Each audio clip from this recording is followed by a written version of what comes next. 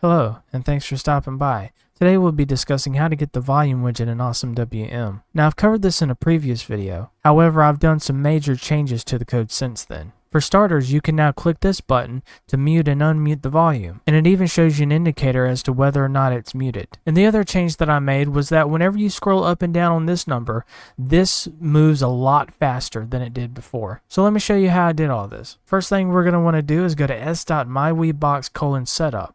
Which this is where we add the widgets to the WeBox. And it doesn't matter where you add it, whether it's the left widget, the middle widget, or the right widget section. But in your code, you're going to want to put in my mute, comma, and then my volume, comma. Now don't worry about the BG in the widget section because that is specifically for my theming. You don't have to put that extra stuff. Once you've done that, we're going to go to WeBar. And if you need some context for where that is, you'll have menu bar configuration, keyboard map indicator and switcher, and then WeBar. And now in our volume widget section, we already have a variable set up called myVolume. And this is so that way we can get this number right up here. And so we're setting that variable equal to awful.widget.watch, where we'll be watching for a specific bash command. So in double quotes, we put in bash, and then we put -c in double quotes, comma, and then in double quotes, we put in PA mixer --get volume, and then we pipe that into awk, where we put in single quotes and curly brackets,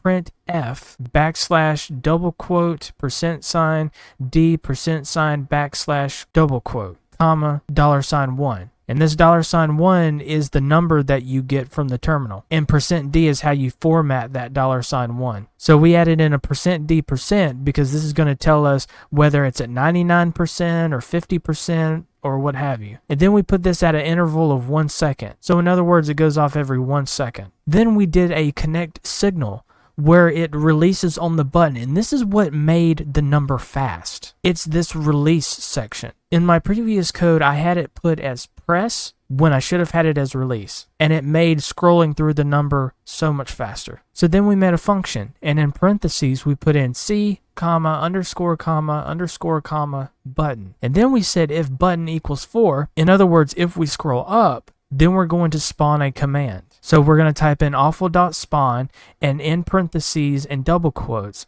we're going to put in pactal set-sync-volume at default underscore sync at plus 1%. And you can always change that number if you want, because it's just an increment of how much to give or take away from the number. Else, if button equals 5, which in other words, if you scroll down, then we're going to spawn this command. So we'll awful.spawn, and in parentheses and double quotes, we'll put in pactal set-sync-volume at default sync at -1%. And then we're going to end this function, and we'll end the connect signal. Next, we'll set up my mute. So my mute we have set equal to webox.widget, and in curly brackets we have our default text, and we have our widget, which is going to be a text box. And then we're going to make a connect signal where our button will be on release. And so we'll set up our function, and in parentheses we'll have C, comma, underscore, comma, underscore, comma, B. And so we've got this to where if c.text equals this icon here, then we're going to spawn this command. And the way we'll spawn this command is by awful.spawn, and in parentheses and double quotes, it'll be pactal set-sync-mute at default underscore sync at, and then toggle. And then we're going to change the text to this icon, which for my icons, I use either Font Awesome or Nerd Fonts. This one just so happened to come from Nerd Fonts. Else if c.text equals this icon, then we're going to spawn this command, which essentially is the same command as the previous one. The only difference is that we'll be changing the text to this icon. And then we'll end the function, and then we'll end the connect signal. And now we've come full circle. So if you guys enjoyed this video, make sure to press that like button as well as the subscribe button, and I shall see you guys in the next video.